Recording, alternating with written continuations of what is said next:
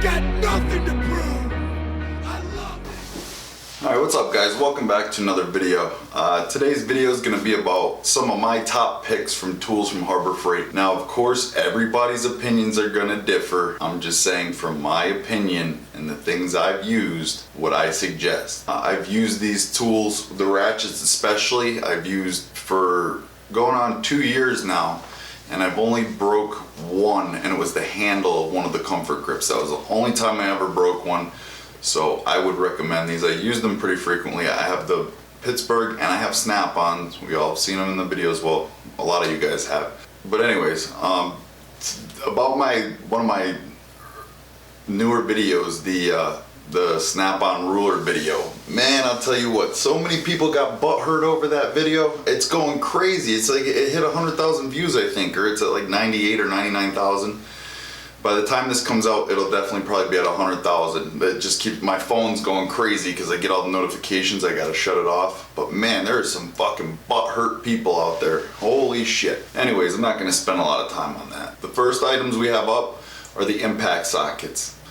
I definitely recommend the 1/2-inch impact sockets because they're impact sockets. You can't go wrong. For the price, great set of sockets. Alright, they're impact sockets. The fitment's decent. I haven't broken one yet of the ones I've used. Now this is 1/2-inch. I haven't used the 1/4-inch or 3/8. I don't even know if Harbor Freight makes them or Pittsburgh makes them. So I would definitely go with the impact sockets. The 1/2-inch drives at least anyways. The next item up, we have the ratchets. Okay, first off, we have the 3/8 flex heads long ratchet, and then we have the 1/4-inch flex head, the 1/2-inch drive long flex head. These here are good. The only gripe I have about them is that the heads come loose. Like, they just flop all over the place, and it's kind of annoying. Now, if Harbor Freight would fix this issue and even just make a locking flex head, they would be on point. You know, I've used the shit out of them. I use them every day. Of course, there's going to be about 500 people that come, they're garbage, they're this, they're that. Whatever. Again, this is just an opinion. Holy shit. So I definitely recommend those. If you have the money and you want the snap-ons, then buy the snap-ons. Buy whatever you guys want. That's the bottom line, you know.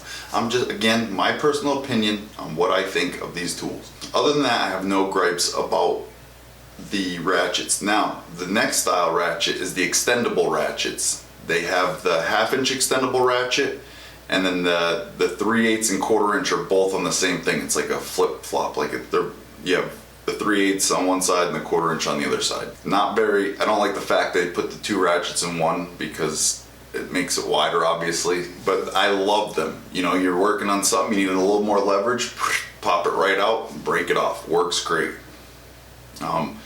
For long ratchets, my go-to is my snap-on long flex head, but again, that's me. I do still use my my Pittsburgh extendable ratchet all the time. Now, next up, not everyone needs one of these, not everyone can get one of these or has room for it or an air compressor, but I highly recommend the Sandblast cabinet, the benchtop Sandblast cabinet.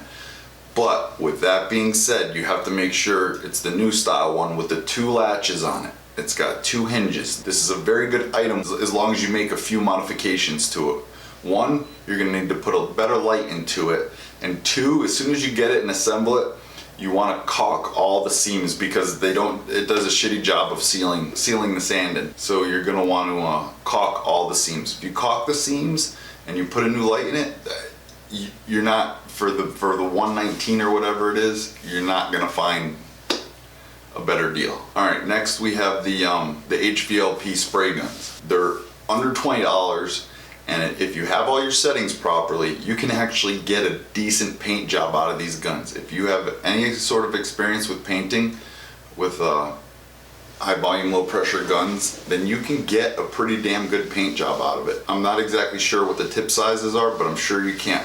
I'm pretty sure, someone correct me if I'm wrong, I don't think you can run primer through them, and maybe some clear coats. I'm not sure. I know I used the 2K clear from, it was the Wet. I used the Wet through it, that worked fine. And then with the clear, or with primer, what I used was the can primer. It's pretty decent stuff.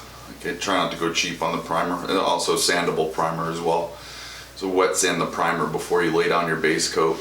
That's all I got for today's video, guys. I hope it was helpful. I hope you guys enjoyed it. And be sure to subscribe and check out my other videos if you liked it.